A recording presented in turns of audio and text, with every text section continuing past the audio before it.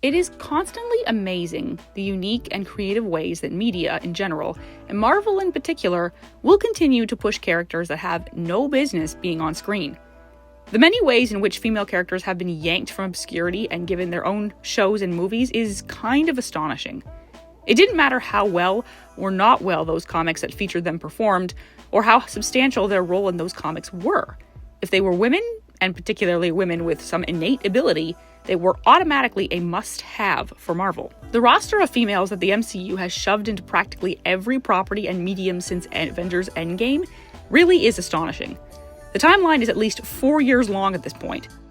It all went downhill with Wanda and her solo TV show, erasing any accountability she should have had when she enslaved an entire town, was forgiven for it for reasons that we don't understand, and above all else displayed her ultimate girl boss powers to Agatha, using the magic words of self-actualization to cement her victory. But I don't need you to tell me who I am. Since then, the women we have gotten haven't been batting at average, and Marvel doesn't really seem to be slowing down anytime soon.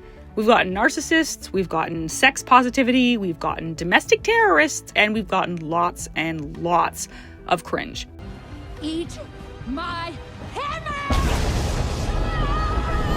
So I'm an expert at controlling my anger because I do it infinitely more than you. It feels as if the state of MCU females has become a quarterly rant for this channel, and with the way things are going, there will never be a time when we run out of content. It certainly helps that Marvel recently released a few movies that lean so heavily, but so awkwardly on the girl boss trend that it really is bizarre. In Captain America 4, we have the character of Ruth Bat-Seraph, who they were trying desperately to mimic the character of Natasha Romanoff in The Winter Soldier and yet failed miserably. Apparently, the actress does have a condition that contributes to her smaller stature. However, if that was something that was known well in advance, it would have been entirely more prudent to simply cast someone else who might have fit the bill of such a fighter better than she did. As it is, scenes like this look entirely ridiculous with a woman who is a head shorter than any of the men around her, who are decked out in armor and weapons. Not only that, but Ruth's character doesn't really do anything. She's a girl boss whose role is completely useless in the film. Remove her from the action, and the movie would have had the same exact result.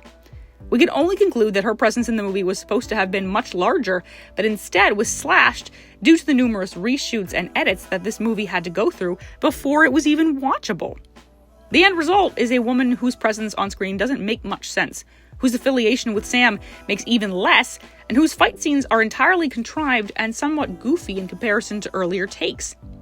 At the very least, Ruth wasn't in the film enough that she was insufferable, but at the same time, her presence was still bizarre and made no sense.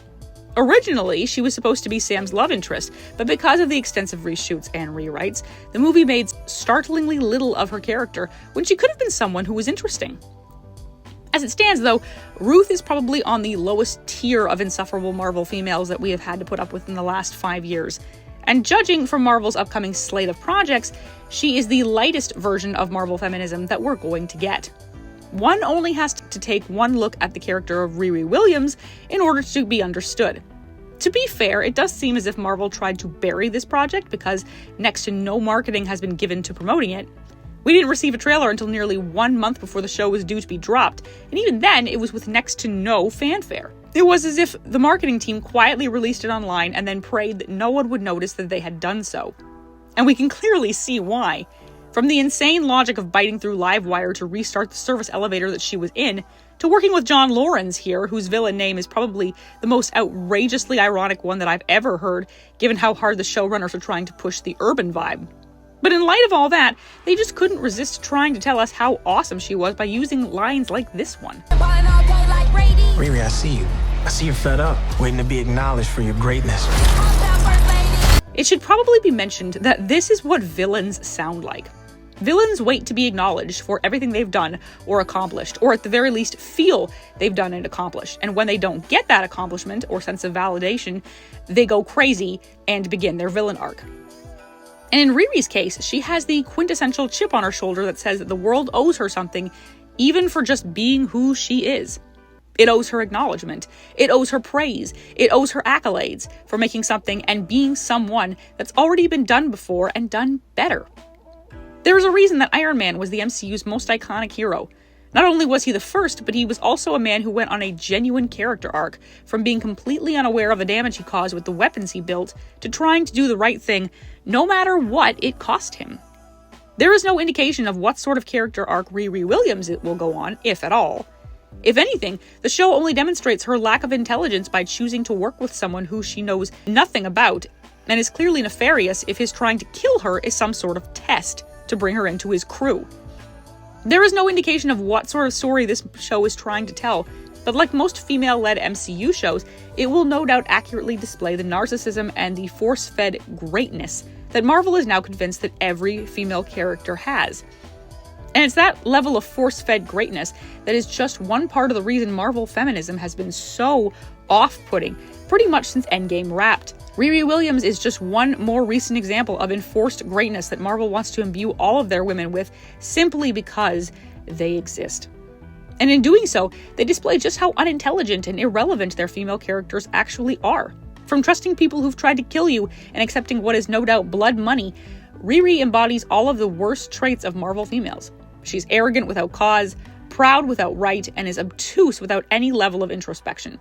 She has no foresight, no sense of discernment, and absolutely no effective judgment skills. She might not be on Captain Marvel levels, wherein she executes what is essentially genocide, but with the way Marvel writes their females, it's only a matter of time. And speaking of genocide, the most recent example of Marvel's patented brand of feminists that we are all patently sick of are the female Silver Surfer and Sue Storm.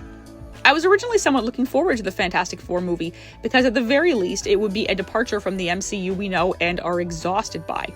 The movie is coming a few years late, but at least we're finally getting something different that isn't just more of the same old MCU slop.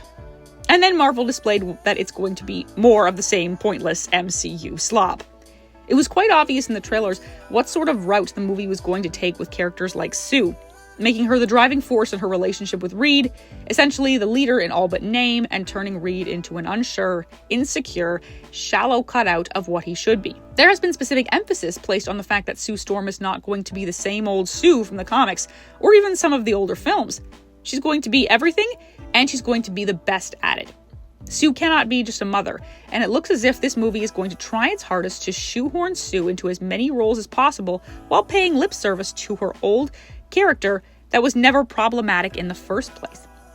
And of course, this all for the sake of a modern audience that has never really existed in the first place, but instead lurks rent-free in the minds of writers, casted directors, and executives like the proverbial political boogeyman in the closet. Fantastic Four is going to be exploring a lot of gender issues, because apparently it's important that Marvel's first female superhero reach an elevated status above her peers that she apparently didn't have before. According to Vanessa Kirby, the older version of Sue would be perceived as a doormat if she were played in the same 60s style. There's a specific emphasis placed on trying to make Sue into multiple things so that she appeals to all generations rather than just being a superhero who also happens to be a wife and a mother. This is such a tired trope, and no matter how often it's talked about, the concept of girl bosses doesn't seem to be going away no matter how exhausted the idea has become. It isn't helped by articles like this one from entertainment sources where it seems as if the movie will be exploring more gender roles. Seeing as how the movies that have focused on this ultra-feminist stance have not performed well at the box office and with the fans, it's still shocking that the Fantastic Four seem to be embracing these messages of emotional literacy, social progress, and global unity. The fact that Sue is pregnant in the movie only seems to have upped her importance levels to the writers, director, and actress even more, saying that she can be both a mother and a leader, and that she will be given agency, gravitas, and inner conflict, showcasing her as a woman of profound emotional intelligence and personal power. She's being called the most emotionally intelligent person on the planet. With statements like these, it's very easy to see that the Fantastic Four will be taking a similar tack to the disastrous projects that Marvel has been shoveling out since the end of the Infinity Saga.